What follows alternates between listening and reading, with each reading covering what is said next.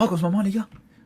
En fait, je crois que j'ai compris, ils sont en train de faire un concours de qui va le plus nous foutre la honte. De qui va le plus ridiculiser cette équipe du Maroc. En fait, c'est aussi simple que ça.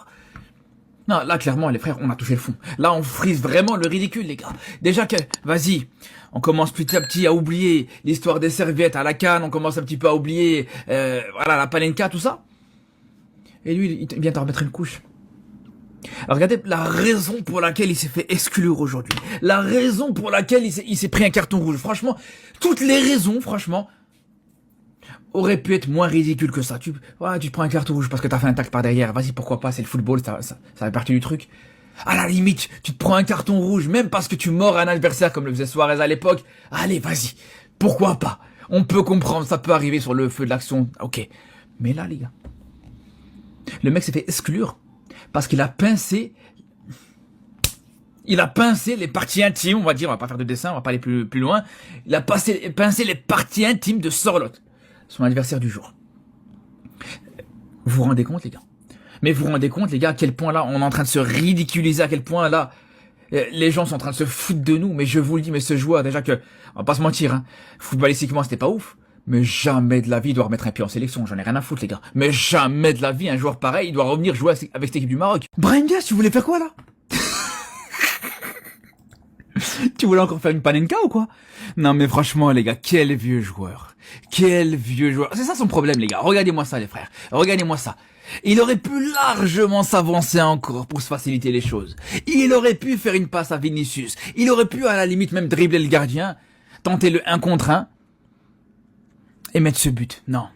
Non, Brahim Diaz en fait est trop bien pour ça. Brahim Diaz est trop bien pour marquer des buts normaux. Brahim Diaz doit mettre un but à l'extérieur de la surface, sinon il est pas content.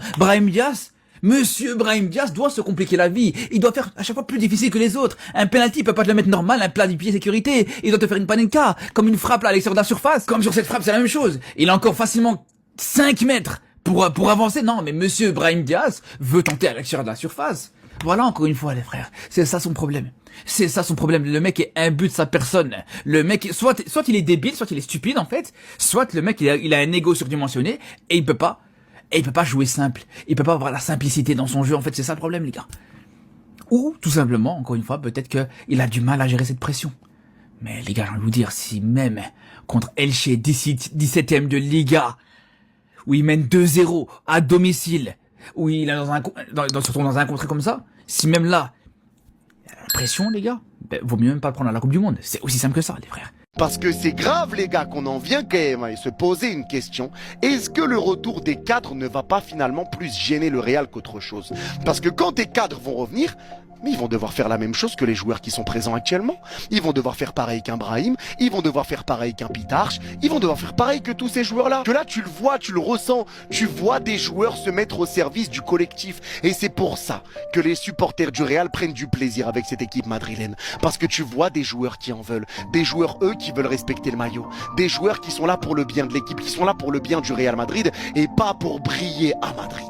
Ils sont pas là pour briller à Madrid, ils sont là pour faire briller Madrid. Et c'est deux choses différentes. C'est deux choses différentes. Donc il faudra